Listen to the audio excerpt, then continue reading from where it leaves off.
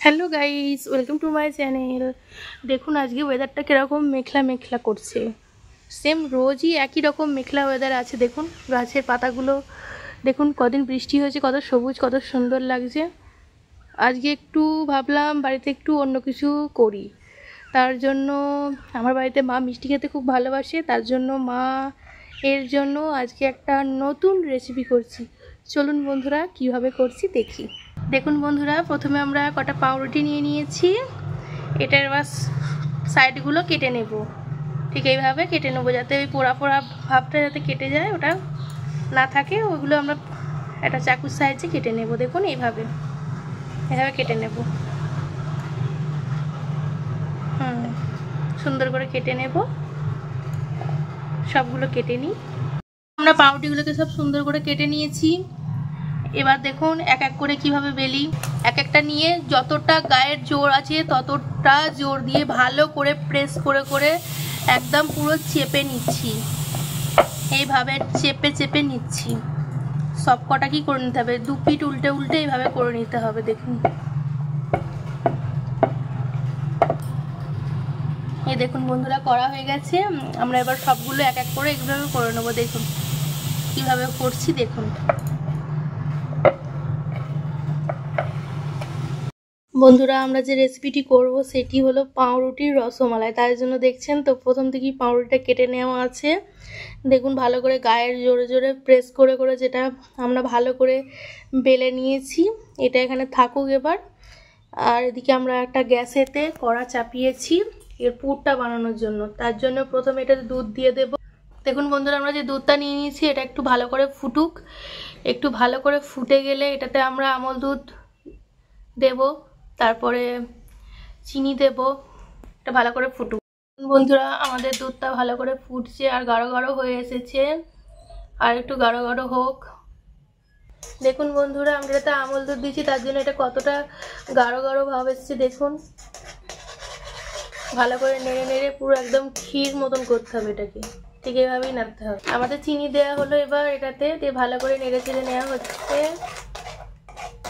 ভালো করে ঘন ভাবটা এসে গেছে, দেখছেন তো। এবার এটা একটু ক্ষীরের মতো একটু টাইট টাইট হোক,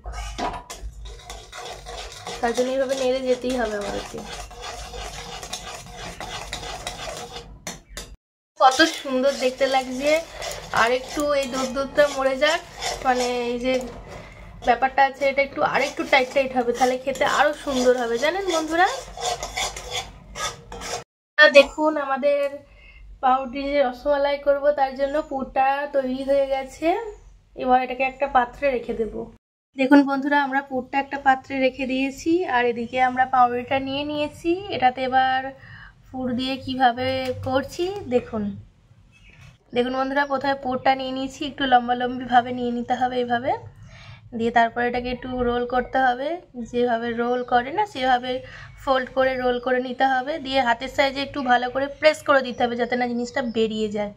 ভালো করে প্রেস করে ভালো করে সুন্দর করে প্রেস করে দিতে হবে। দেখুন বন্ধুরা, ঠিক রোলের মতোই সুন্দর লাগছে। দিয়ে একটা করে লবঙ্গ মিতে দিতে হবে এইভাবে। দেখুন একটা করে লবঙ্গ মিতে দিতে হবে। এইভাবেই আমরা প্রসেসে সবগুলো বানিয়ে নিচ্ছি। আমাদের মিষ্টি তৈরি করতে করতে এদিকে দেখুন ঝড় উঠে গেছে, কত জোরে জোরে বাতাস করছে দেখুন এখানে। আর আমাদের সব এই যে যেটা আমরা করেছি পাউরুটি যে রসমালাইগুলো, এগুলো পাকানো হয়ে গেছে। আর এদিকে আমাদের দুধ জাল করতে দেওয়া হয়েছে, উপর থেকে যেটা ছড়ানো হবে সেটা ঘন ঘন করতে দিয়েছে মা। আর একটু ঘন ঘন হয়ে গেলেই আমরা এটা নামিয়ে নিয়ে এটাকে একটা প্লেটে দিয়ে এর উপর থেকে এটাকে পরিবেশন করে নেবো। বন্ধুরা, আমাদের ক্ষীর দুধটা হয়ে গেছে, মানে ঘন একদম পুরো ক্রিমি টেক্সচারে চলে এসেছে এটা। এবার এটাকে আমরা এই যে পাউরুটির যে যে গোল গোল করে পাকানো ছিল, যেটা বলছি রসমালাই, এর উপর দিয়ে আমরা এবার এটা ছেড়ে দেবো, মানে হালকা হালকা করে দেব। দেখুন বন্ধুরা, এরকম আস্তে আস্তে দিতে হবে, উপর থেকে ছড়িয়ে দিতে হবে, এরকমভাবে ছড়িয়ে নিতে হবে। দেখুন বন্ধুরা,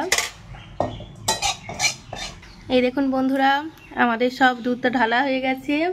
দেখুন বন্ধুরা, আমাদের পাউরুটির রসমালাই তৈরি হয়ে গেছে। রেসিপিটি আপনাদের কেমন লাগলো অবশ্যই কমেন্ট বক্সে জানাবেন।